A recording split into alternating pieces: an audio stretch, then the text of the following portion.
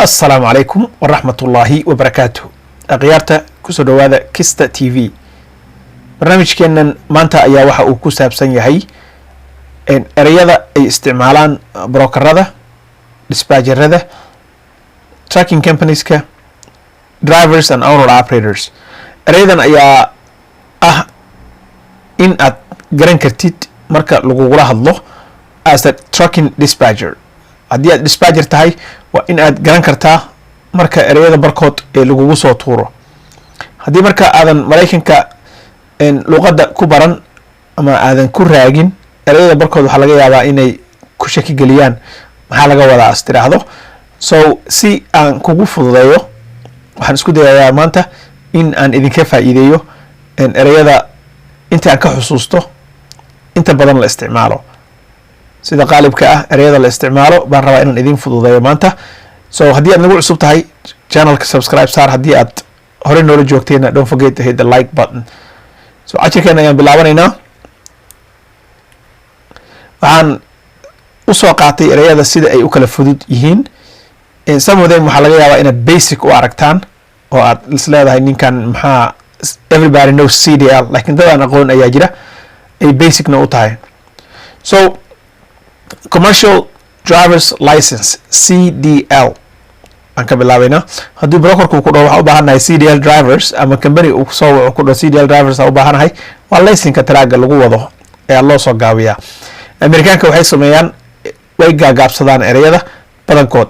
waa dad xagga luuqadda lazy ka ah oo aad moodo inay wax ka cararayaan. So CDL haddii lagu dhaho waa commercial driver's license ama laysinka taraaga lagu wado. sidoo kale ereygan aad iyo aad ayaa loo isticmaalaa as a dispatcherna waa in aad u taqaanaa. waxaa la yidhahdaa ETA waa estimated time of arrival, xilliga aad tegayso ama darawalkaaga uu tegaayo. So brokerka uu kusoo wacaya wuxuu ku leeyahay I need this load delivered, what's the ETA of the driver? ama loadka waa lasoo qaadi rabaa. marka lasoo qaadi rabo wuxuu ku leeyahay ETA ga loadkan waa maxay, goormaa darawalkan uu loadkan ka gaari karaa. 2 hours gudahooda, 3 hours gudahooda, 4 hours gudahooda. You gotta be able to tell him inaad u sheegto waayo. So xilliga aad qiyaastii tegi kartid ama darawalka uu tegi karo ama loadka hala geeyo ama ha noqdo mid lasoo qaadayo. So ETA haddaa maqasho waa estimated time of arrival, waa waqtiga oo la tegayo ama uu darawalkaaga tegi karo. Next, deadhead waxa waa miles driven by a truck without a load. waa masaafada gaariga uu rar la-aanta u yahay. deadhead waxaa badanaa loo isticmaalaa markaad load raadsanaysid ama load aad darawal u qabanaysid. deadheadka waa mileka uu ku jiro loadka oo emptyga aad tahay, badanaa gaaska adaa bixinaya, lacagtaas kaaga baxayso. So darawalka waxaad yeelaysaa as a dispatcher deadheadka inaad ka yaraysaa isku dayaysaa marka hore. marka labaad waxaad samaysaa ama aad samaynaysaa deadhead mileka loaded mileka waa ku darsanaysaa. haddii lagu dhaho loadkan wuxuu ku jiraa 150 mile inaad soo qaadato, laakiin loaded mileka inta uu raran yahay gaarigaas oo rarka uu saaran yahay waa 1000 mile. try inaad negotiationkaaga ama gorgoradaada aad gorgortankaaga aad ka bilowdid loadkan yahow anigu wuxuu ii jiraa 150 mile. So the driver has to deadhead about 2 to 3 hours and then loaded miles kana waa 1000 miles. So isku dhex darso, isku dhex jacburso meesha ka negotiate garee. So deadhead miles haddaa maqasho waa mileka gaariga uu emptyga yahay oo uu socdo ama load ha soo qaado ama ha ka yimaado.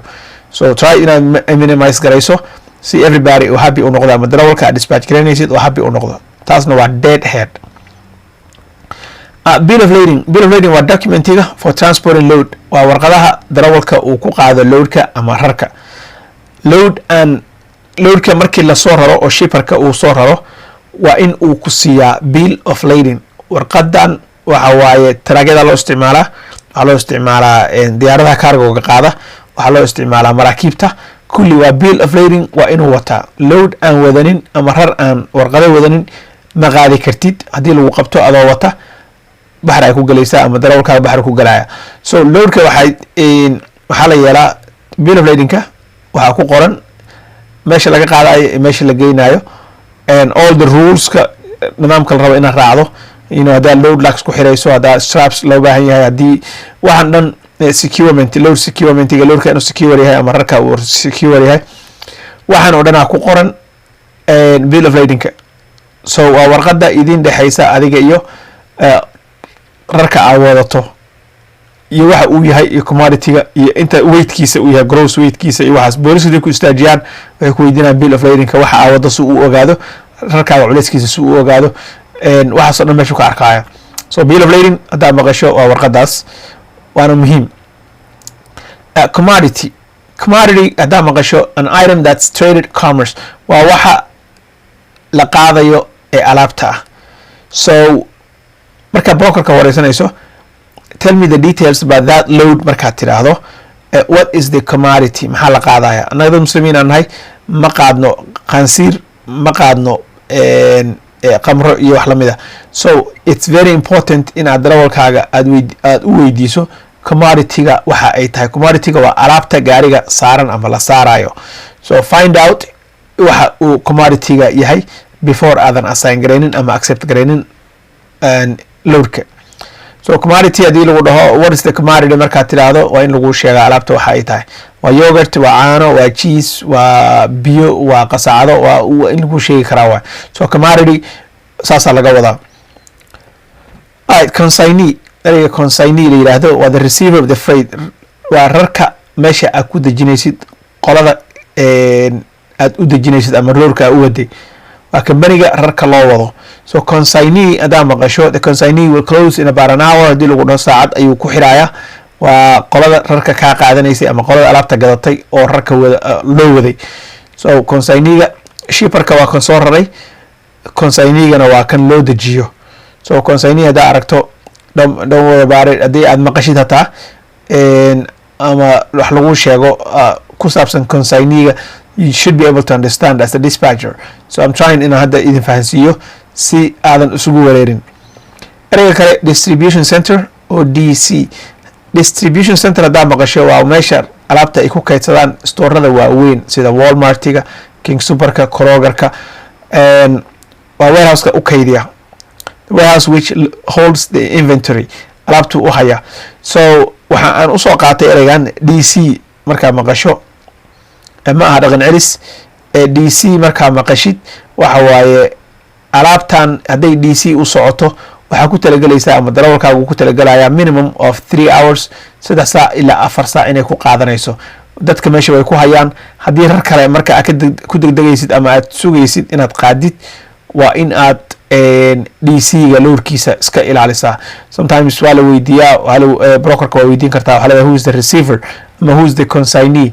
markuu ku dhaho waa Kroger distribution center ama uu ku dhaho Walmart distribution center, waa ku talagelaysaa at least 3 to 4 hours ayaa ku talagelaysaa in aad darawalkaaga uu sugaayo.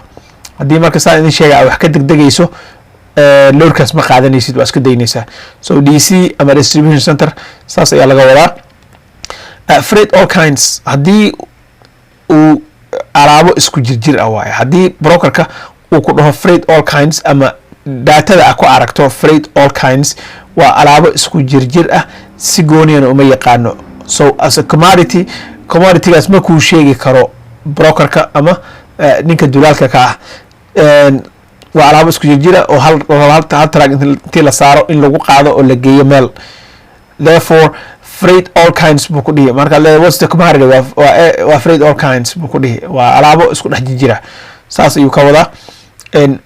ma garan karo waxa ay tahay alaabta, laakiin waa alaabo isku dhex jirjira.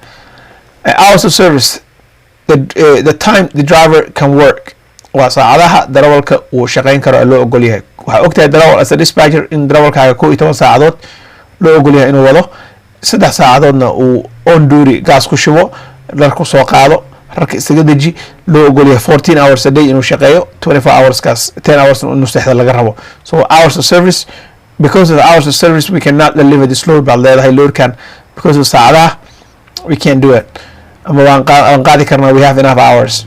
saas ayaa loo isticmaalaa hours of service ama HOS bay yidhaahdaan.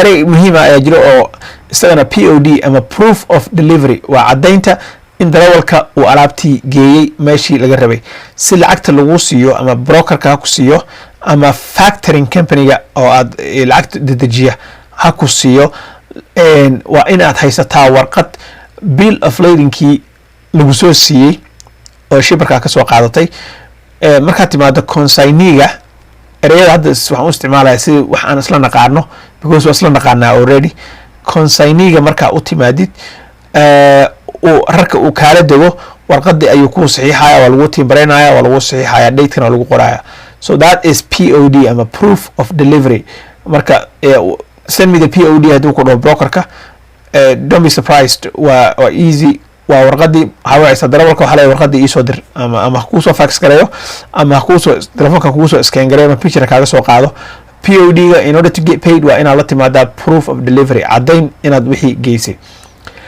PO number ama purchase order number waa number ku yaala rate confirmationka oo caddaynaya waxa la kala iibsaday so PO numberka waxaa ku weydiinayo meelaha barkood markaad tagtid waxay leeyihiin gate laga galo gateka markaa batoonka taabato qofka gudaha ku jiro wuxuu ku leeyahay what's the PO number of the loadka aad qaadaysid 123 computerku gelinaya wuxuu arkaya qolada gadatay purchase order qolada gadatay qolada loo ship garaynayo inta weightkeeda uu yahay alaabteena diyaar tahay in kale saasuu ku ogaanaya so PO number waa purchase order number saas ayaa laga wadaa waana ugu weydiinaya waana very important inaad baranto iyada nafteeda okay the other thing is rate con haddaad maqashid waa rate confirmation sidii hore aan ku sheegay maraykanka luuqadda way gaabsadaan waxay isla yaqaanaan waaye maadaama ay expect garanayaan dispatcherka inuu garan karo erayadan la soo gagaabiyey waxa ay ku dhahayaan hey I'll send you the rate con waan kuu soo diraa rate confirmationka actually so contract that stipulates the rate or amount of money waa warqadda qiimaha caddaynaysa let's say waxaan ku heshiinay wuxuu igu dhahay loadkan hey this load is picking up tomorrow at 8 o'clock it's dropping off next day 600 miles waaye at 8 o'clock then lacagta aan ku bixinaya waa $2,500 you know bacdal isjijiid adiga $2,800 na isla gaarnay ka soo qaad waa inuu rate conka ama rate confirmationka uu igu soo diraa $2,800 so as a dispatcher waxaa laga rabaa inaad thoroughly u akhriso u fiiriso like rateka masax baa lacagtaan ku heshiinay weightka intaan ku heshiinay miya oo ii sheegay xilliga la pick up garaynayo xilliga la drop garaynayo ma intaan ku heshiinayba haddii wax iska bedelaan you can call him back haddaad rabto lurka waa ka sari kartaa haddaad rabto intaadan saxiixin wixii soo sax baa dhihi kartaa so updated wuxuu kuu soo diraya rate confirmation so rate con ama rate confirmation micnaheedu waa warqadda contractiga ah oo kala qoranaysaan oo lacagta iyo low detailska ay ku yaalaan so rate con aad ay isticmaalaan here send you the rate con buska ka dhahayo okay tonu waxaa la yidhahdaa truck ordered not used darawal baa dirtay markuu tagay warehouse-kii ama alaabta meesha laga qaadayay waxaa laga yaabaa inuu customerka kansalay waxaa laga yaabaa in isaga uu kansalay ama gaarigaa raqiisan ha helo waa lacag marka waxaa lagu leeyahay oo la dhaho tonu ama truck ordered not used truck waa la order garaysta laakiin lama isticmaalin so typically waa $150 laakiin some brokers waaweyn ayaa waxaa laga yaabaa inay intaas ka badan ku siiyaan so tonu haddaa maqasho hey gaarigaaga get your truck out of there I'll send you a tonu hadduu ku dhaho it means truck waa la order garaystay laakiin lama isticmaalin so lacagan kuu soo diraya that's what tonu means and the other one is backhaul backhaul haddaa maqasho waa process of a truck returning to the original destination like me waa aniga Denver deganahay oo kale load baan ka qaaday inta waxaan geeyay Columbus Ohio marka loadka dambe aan ka soo qaadayo aan ka soo celinayo waxaa la dhahaa backhaul it just means you're hauling back gurigii ayaa ku soo noqonaysaa oo marka taraaga ama darawalka uu soo guriya noqdo ayaa la yiraahdaa sometimes waxaa laga yaabaa in meesha uu ku wado ama uu loadka ku siinayo aysan lahayn maartay ka soo bixid fiican sometimes broker ku offer gareynayo wuxuu ku leeyahay if you take this load from me I will give you the backhaul anaa kusoo celinaya macnaa meeshaada kugu soo celinaya usoo socotay so he guarantees sometimes he makes sure laakiin wax waa iska dulaalna waa taqaanaa wax la aamini kara maaha. last word aan rabo inaan ka hadlo waxa waaye broker waa idinku soo celceliyay. brokerka waa dulaalka waana qofka ugu badan oo aad la macaamilaysid xagga ka qabsashada rarka iyo hubinta geynta rarkana sidaa ku siinayo isagana meeshuur garanaya loolka inaad u dejiso oo aad meeshii aad geyso. haddii rarka wax ka qaldamaan ninka aad la hadlayso waa isaga because customerka iyo adiga iskale loadka iyo adiga waxaa idin dhexeeya brokerka ama dulaalka idin dhexeeya. so brokerka waa the big shot, the guy oo lala hadlayo. big brokers aa jira C.H. Robinson, J.B. Hunt, Allen Land, Pepsi Logistics, all this huge waxaa jiro brokers iyo kuwa yaryar oo ciyaalka xaafadda ah. so inta way jiraan laakiin waa ninka aad la hadlaysid rarka ka qabsanaysid waa ninka rarka markaad dejiso ka xaqiijisanaya ninka lacagta laga qaadayna waa isaga oo idin dhexeeya adiga iyo customerka lacagtu ka soo qaadanaya. joobkiisa waxa waaye ama shaqadiisa in uu lacagta ugu faraha badan kaa reebto adigana joobkaaga waa in asaga lacagta ugu faraha badan ka qaadato wixii kolley iyadoo la wada yaqaano raidka wax lagu kala qaadayo laakiin haddana dagaalku waa mid fudud ma aha. okay maanta intaas baan ku joojinaynaa. comment sectionka kusoo qor haddii aad wax su-aalah i weydiinaysid iyo haddii aan cashiradan sii wadayno iyo haddii kaleba haddaad wax ka faa'iiday fadlan don't forget inaad la share garayso asxaabtaada kale si ay iyagana wax uga faa'iidaan. wasalaamu calaykum waraxmatullaahi wabarakaatuh.